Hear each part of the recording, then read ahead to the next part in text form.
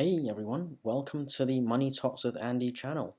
So today I wanted to discuss how to start rental property investing the right way, and I'll also include some words of wisdom at the end of the video. So let's get started. I've got some tips to share with you, and I'm really excited to share these with you. So my top tips. The first one is start with the most basic and straightforward strategy, and that's rental property investing, or buy-to-let in the UK. And it is really basic. It's straightforward. You buy a property and you rent it out. Okay, it's quite a simple and basic strategy. Anyone can implement it. All right.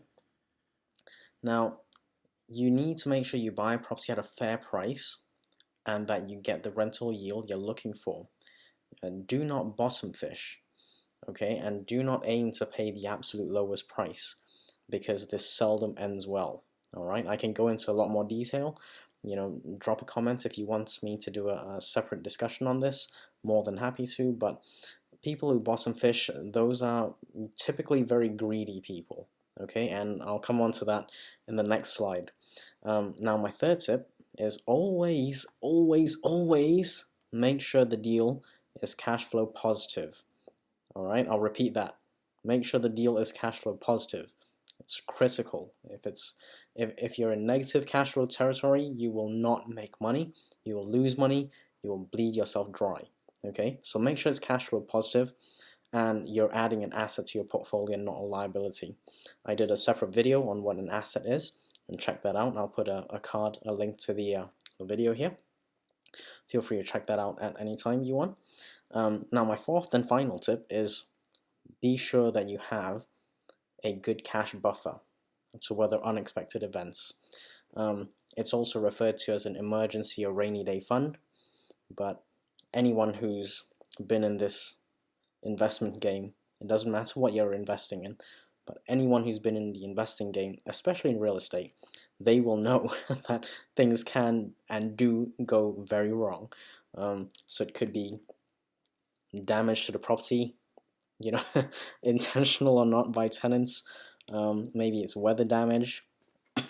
Excuse me. Maybe it's just vacancies or general maintenance. These all require some cash to remedy.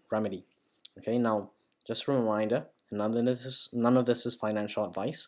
Always make sure you consult qualified professionals. Okay. So before I go, I want to leave you with some thought.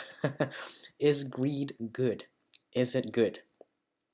Now there's a famous saying amongst investors, and it is this: bulls make money, bears make money, but pigs get slaughtered.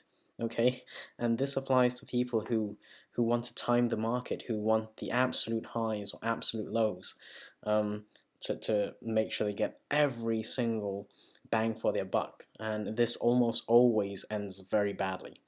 The moral of the story is, don't get greedy. Okay, buy good investments at fair prices and you will do well. Even Warren Buffett does this. He buys, great companies at a fair price, and he's happy with that. And he's done very well for himself. He's one of the richest people on earth. So yeah, that's my thought. Is greed good? Try not to be too greedy. Of course, you want to have the best bang for your buck, but you need to make sure you actually do make some money. And if you never get into the market, if you never invest, then you will always miss the boat. Okay, so make sure you don't miss the boat. Buy investments, rental properties at fair prices, and invest for the long term, and you will do well. Okay, so that's today's video on how to start rental property investing the right way. Some tips for you.